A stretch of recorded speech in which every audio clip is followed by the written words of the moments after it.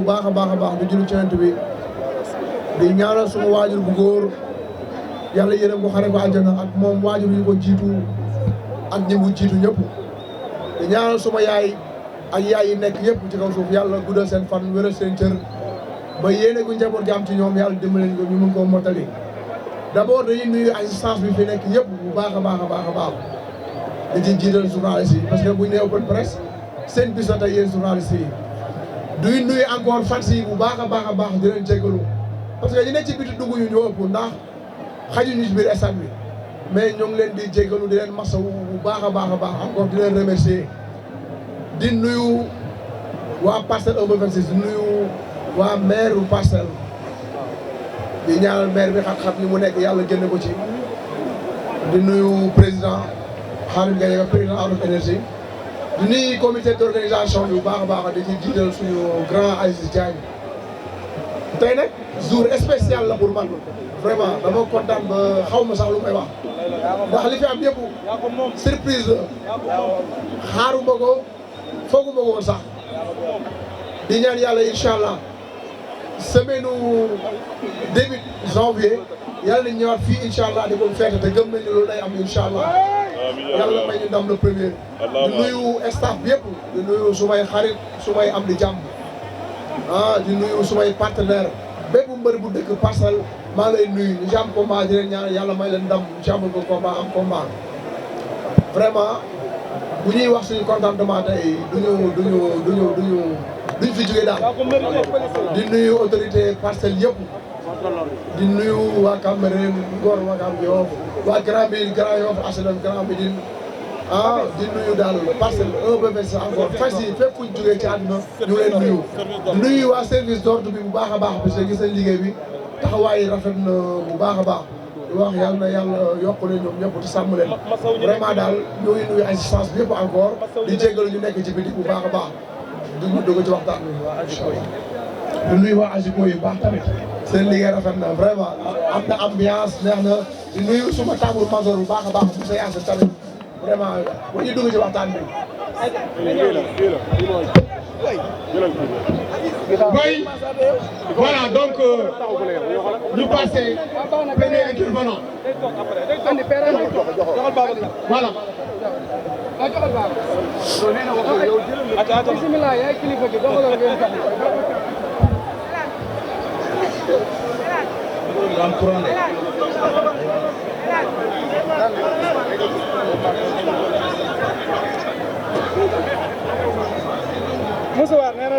mbokk yi ñu ngi leen di nuyu bu baax a baax yéen ñi fi teew ñëpp Modou ñu ngi lay nuyu di la ziar di la ñaanal jàmm di la wax happy birthday to you joyeux anniversaire waaw di la ñaanal bu baax a baax jàmm di ko ñaanal sa adversaire mais di ko ñaanal waa Parcelles yëpp waa di am da loo xam tam Modou nañ ko wax rek balaa ñoo sori parce que open press la ñu wax mais des fois open press suñ ko waxee c'est pour la presse mais gis nañ ne saa bu ñëwee ci open press ñun dañuy bundu xataal benn xeetu bundu xataal bu nga xam ne nii doo ko non dañ koy wax Khadim non c'est il faut que ñu dénoncer ko parce que loolu c'est pas du tout normal non bu leen doxalee noonu non parce que li ñuy wax nii yaakaar naa yéen war ngeen ko a bàyyi xel parce que il faut ngeen bàyyi xel Modou li may wax nii parce que loolu benn point la bu ñu xam ne il faut ñu wax ko parce que Modou moo toog c'est le roi des arènes parce que loolu du Modou moo koy def wala ay nit yi Modou mais nag dañ ñu koy def ci ay open press du ko Modou kese bari na fuñ ñu koy defee te ñun liñ fi indi mooy jël message bi véhiculé ko nit ñi jot ci loolu moo ñu yëkkati mais du leneen yaa ngi dégg loolu la ñuy wax quoi yaa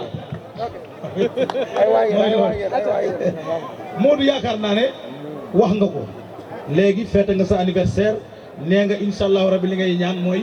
après combat bi ngay ñëw fii ngeen continuer fête bi la fête continue loolu nga bëgg mais ki nga ko seqal dama seetlu ne seen jàkkaarloo bi ngeen mujj a def gër ba wala boog dal na sa kaw te bi ma laajtee sànq nañ ma te premier ba leen ko njëkk a def Ibou Diouf moo ko wax moo njëkk a taxaw sa dafay taxaw sa kanam nal doo jàll deuxième bi mu ko dollee ci nga ko ba ma xee ngeen ba ma xënte sa coach su wala boog sa mag mu ne ba ma xënte boobu am na effet bu mu def ndax nee na Boy Niang bi nga ko ba ma xee dafa amati problème mu fecc kere ci bés boobu ndax bi nga ko ba ma xee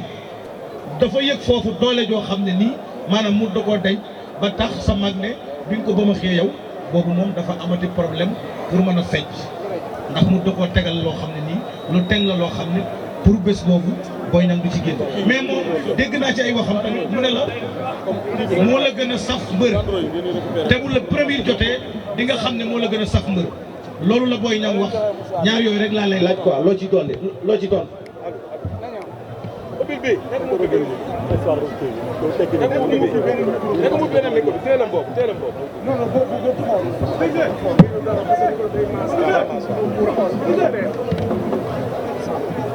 DJ nga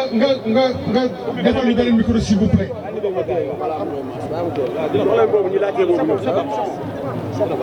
waaw salaamaaleykum di leen nuyuwaat presse bu baax a baax a baax di wax ne Babacar dégg naa li nga wax mais comme ni ñuy wax rek liggéey boo gis faaw mu am organisation te defe naa ñi fi nekk ñëpp ku ci nekk bëgg mu jag moom moo la fi indi ba tax na xam nga wax dëgg bëggum rafet la ñu ngi jégalu bëgguñu kenn ñëw fi di am lu la naqare wala dara parce que comme ni nga wax rek open presse buñ ko wax pour presse bi la ba tax na xam naa xër ci liggéey bi la wala yooyu rek mais ñoo ngi rafetlu waat encore organisation bi di nuyu ñu ko organiser bu baax a baax a baax di leen jégalu bu baax waaw comme li nga wax man signature bu dafa xew ba ma fa jógee laa ci pare comme ni ma wax deew ma am intention buuxante wala intention qui que ce soit signature moom fa yóbboon ma dem muy suma bu nekk suma contrat dem jàpp pour jàkkal suma adversaire signature bi passé am na lu ma def bii ñëw na waxaat naa ko puusul ma def ko li ma ko def te li ma wax amul lu ma ci regretté te su ko defaatoon ma defaat ko ba tax na loolu lu ñu weesu la weesu na da ñaan yàlla mu may ñu talak fekk ñu jëm ci le premier incha allah waaye waxu mbër la rek ma ne ko signature moom mbër mu ne da ngay wax pour neexal rek mais gën a pare gën a sax mbër loolu le premier lañ koy xam ne incha allah le premier lañ ko xam ne le premier soretul incha allah di ñaan yàlla mu yóbbu kan jàmm incha allah kon boobu indi ko fi waaw mu tee bien voilà kon nag ngeen garder boobu les journalistes.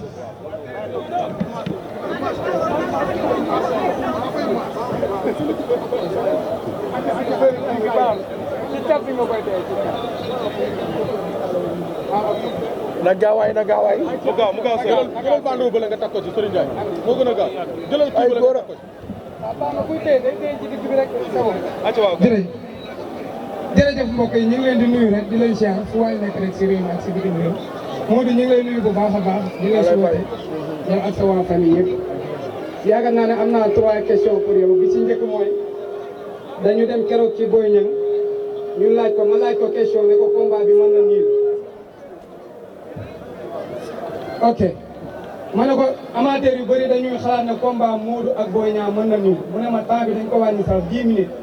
mais bëgg naa ñu xeex man ak moom 20 minutes yu saf sap wure ko parce que sax da nga doon wax naan na dëggal boppam bii pas insisté na ci xeex ak yow xeex bu méttee métti ngeen doog a bëri lan nga si tontu si xeex boobu. waaw comme li may wax rek am na loo xam ne moom waxu mbër la waaye naar kenn du ko woo ci guuxum soow kenn ku nekk xam na li may wax waxuma benn sama morom du may rey xale bàyyi naa la ak yàlla balaa ngay ñëw ci xeex sax man maa taa la xeex ba tax na am na ñi nga xam ne waxu signature la waxu mbër la mais li may wax la première soirée incha allah nañ ci yàlla yóbbu ak jàmm incha allah lépp na leer bu soobee yàlla. ok deuxième question bi mooy dégg nañ ñu fent benn slogan bu bees ñoom waa Pikine ñëpp ba ci moom Boy Niang ak géwélam Gana ñoo koy tëggal golo wàccal sa morom yéeg boo ko bañee ñu wut ay xiir caw ko caw yu méttee ñu nag ci caw yi bu baax a baax. golo gaa ngi ne ci kaw sa ginnaaw. waaw loolu moom comme golo wàccal la man du ma golo ndax wax golo yi quoi vraiment. golo gaa ngi ne ci kaw golo gaa ngi ne sa ginnaaw. man nit Ndiaye laa. golo gaa ngi ne ca kaw. loolu da ko wax cinq yi ay mindaafoon lañ nag. golo gaa ngi ne sa ginnaaw. ok takkusaanu 1er janvier gis nañ ne daaw bëre na ko gagné ko ren mi ngi ñëw di ko bëre ci côté mobilisation rek foofu laay jeexale parce que question yi yaakaar naa ne bu ma xuusee yëpp rek du baax ci côté mobilisation dañu gis bii passé sa combat ak Ama billet yi bëri na lool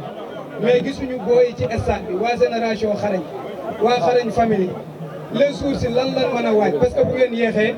càppaacolo yi dinañ feesal stade bi parce que ci ginnaaw stade bi lañ dëkk lan ngeen di waaj pour feesal stade bi dell balaa 10 heures. jërëjëf gars yi parce que stade bi incha allah dañ ko feesal comme ni ñuy wax rek jamono ji nag lu ci xew lamb je beneen lamb la woon am tension bu ci am ba tax na jàll na lii incha allah gëm naa ne dinañ def stade nu ko kenn mësul def bu soobee yàlla lu lañ gëm incha allah. jërëjëf salaamaaleykum Modou ñu ngi lay nuyu bu baax a baax di nuyu ñu fi teew ñëpp man benn question laa amoon dañu gis sa combat ak Ama Baldé nga teel a jël ay engagement nga wax say supporters teel leen a libéré leen combat yi ma doon am yëpp seen combat la woon mais sama combat ak Ama Baldé man sama combat la man en personne ma bëggoon xam combat bi nga war a bëri le 1er janvier muy sa diggante ak Boy Niang lan lay représenté ci yow sa combat la combat supporter yi la wala yéen a ko bokk. bii sama combat la ndax confirmation la dafa am luñ def lu yàggul dara ci ndimbalu suñu borom le premier dañ ko war a confirmer incha allah ba tax na bii sama combat la incha allah. jërëjëf mbokk yi ñu ngi lay nuyu di nuyu ñi fi teew ñëpp Modou ñu ngi lay nuyu di ñaan sa anniversaire bi yàlla na ko féetee téeméer tam ànd ak sutura ak mucc ak xéwal ak képp ku ko yéene man benn question rek laa am mooy que ni dama gis 100% parcelle bi tey ma gis ci ay leaders yoo xam ni sa combat passé gisuma leen ci woon lan la adversaire bi toll te gis naa fi ku ci mel ne Albouri ak ki nga xam ne bari nañ ay leaders yoo xam ne gis naa leen ci bis tey te gisuma leen sa combat passé lan la adversaire bi toll noonu wala lan la.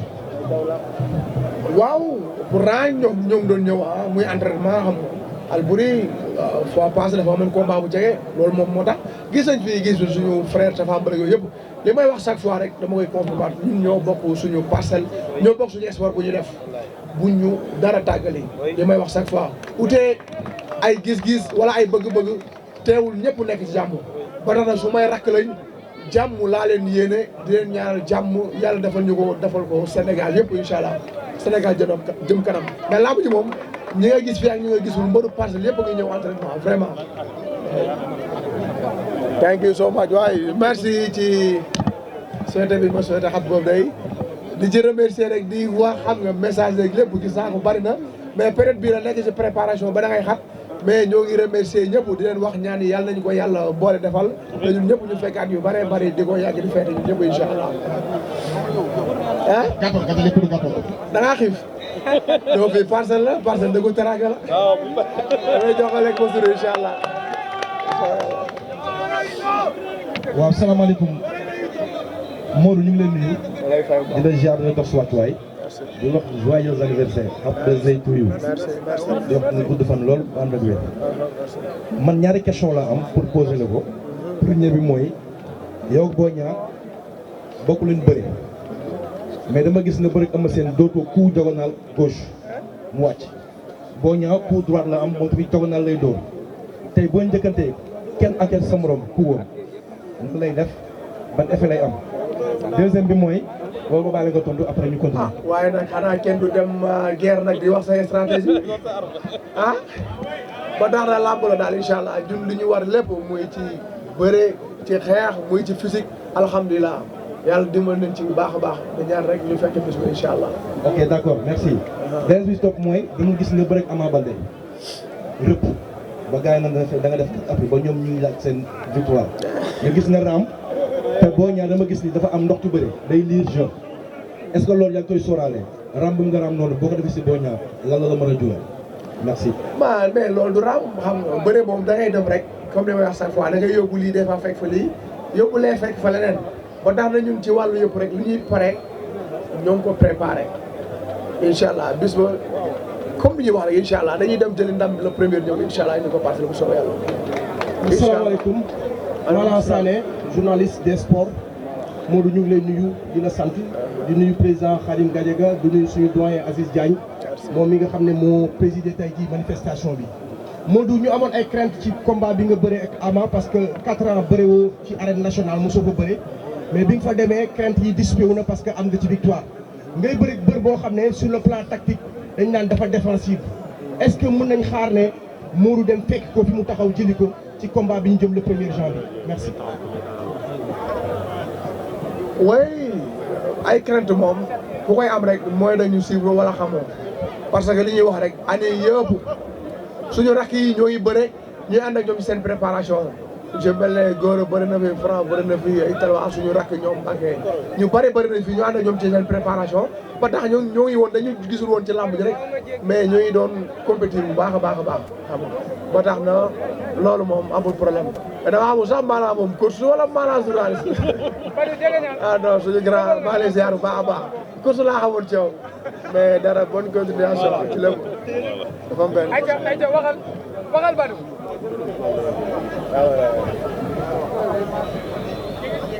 jërëjëf di ziar assistance bi yëpp Badou 100% découverte waaw Modou Lo on avait une question à vous poser mooy si préparation Modou Lo dañoo gis ni que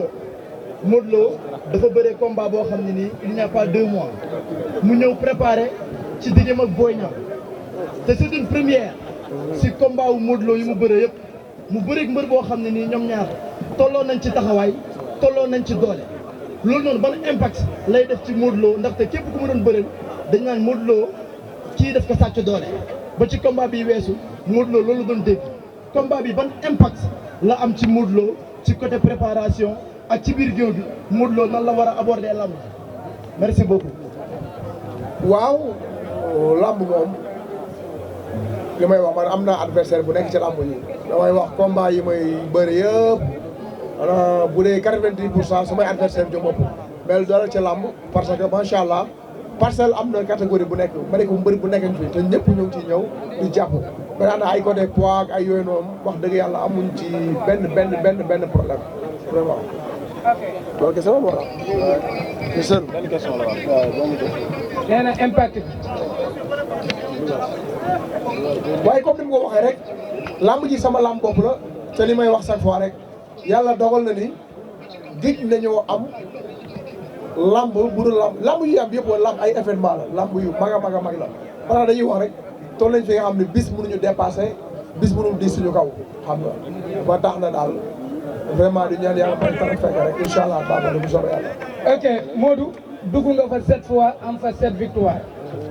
ba loolu dafa yëngal Pikine lool ku mel ne Khadim Diallo daan nga ko fa daan fa Bouba Diop daan fa Laye Gueye daan fa Cheikh Ndiaye moom monsieur ñaar yoon Ama Baldé benn yoon muy 7 combats 7 victoire léegi nag ñoom waa 200% bi yëpp ñu jóg ànd ak staff woo ko ku ci mel ne magu Pikine yi ñoom Père Pala Père Mansour Diop ñu ne dafa doy sëkk te 200% bi saa buñ àndee mosuñoo ñàkk combat bu dul sa combat ak Eumeu Sène est-ce que les jours ci tey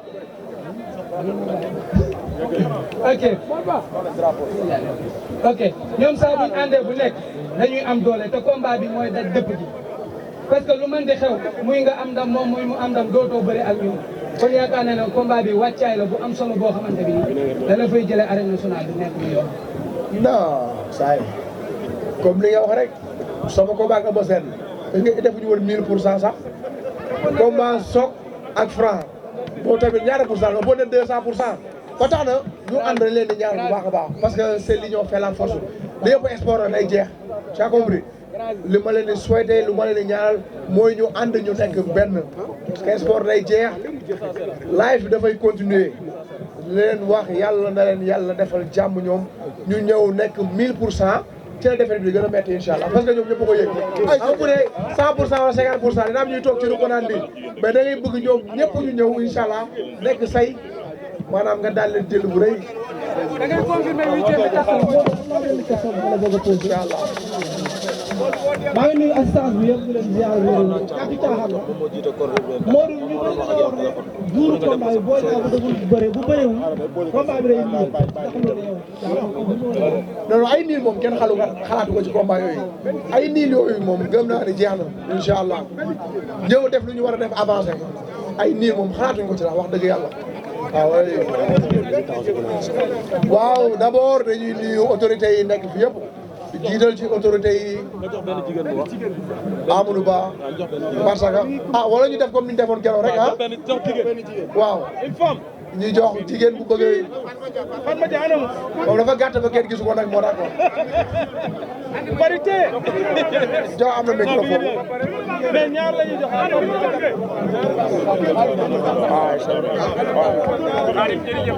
Modou Lo da ngaa gàtt ba kenn gisul Modou Lo daa mën a tooñ moo mën a tooñ ngeen ko dal ba Modou Lo da ngaa gàtt kenn te maa ngi leen di ziar yéen ñëpp wax dëgg yàlla baaxoon na sax parce que gars yi dañoo ñëw mais Modou maa ngi koy souhaité joyeux anniversaire wax dëgg yàlla nga nekk nit ku baax nag franchement ma kii la tuuti ma ceeñ la après ñu xuloowaat sama question mooy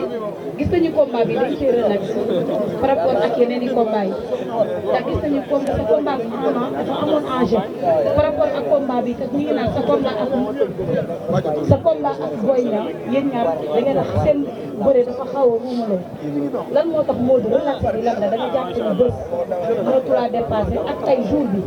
lan la mel si yow le fait que tey nga ñëw say supporters yëpp tey bett la souhaité la un joyeux anniversaire par rapport ak le 1er janvier bi nga ñëw est-ce que tey sas la wala tey lan la tey le 1er janvier lan lay mën a continuer ci Boy Niang. waaw soxna Fatma Dia d'abord di la remercier di la wax li am na ci solo parce que jigéen moom xolam la ci cin ndax nag bu ay góor waxoon rek te jigéen amu ci moom affaire dana ci am xorom mais rek dañuy utal ba mu taxaw ci ndax ñu gis ko quoi maa ngi koy soo gis boobu ba léegi gisuma ko waa di wax man sa combat damay relax mais relax bi weesuwul staff bi ko suy may ñu la jàmm lu métti ku ma gis wala nga dégg ni may waxee xam ni dañ naa ay coono dañu jógee ci coono duggaat ci coono yu métti amul benn détail bu ñu bàyyi ci combat bi lu ñu war a def yëpp ñu ngi koy def ba tax na amul lamb yu ñuy xeex bu ñuy xeex dañuy relaxé nag ndax li ngay wax bis mënul rëy suñu kanam mais duñu tee nag ñu teg ko fi ñu ko war a teg te xam nañ lamb ji impact bi mu am moom it xam nañ fu muy yóbbuwaat ci lamb ba tax na respecté nañ ko bu baax a baax di ngeen yàlla may ci ndam le premier incha allah. asalaamaaleykum Modou ñu ngi lay nuyu Modou Mbaye numéro 2 dañoo gis seen bés ngeen waxante ci wàllu xeex nga ne ko da ngay jox daw mu ne la da ngay dóor di gëm open presse tamit ñu gis ko mu ne dinañ xeex di ngeen bëre bu ngeen wuree dina la juum lool lan ngay wax ci lool waaw li may wax rek xam nga ma toog nii ñu dégg ma micro yi daal wax da ci neex lool ba tax na micro yi daal du enceinte ba xam nga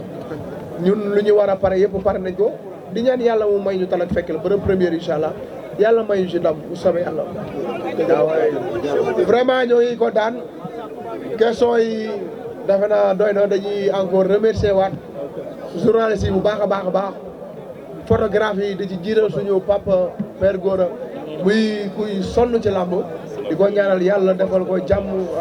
gudd fan ak wér bàyyi ko ci kanamu njabootam di nuyu encore force de l'ordre bu baax a baax di nuyu autorité parcelles yu teew fii yëpp même ñu dul parcelle di jiital ci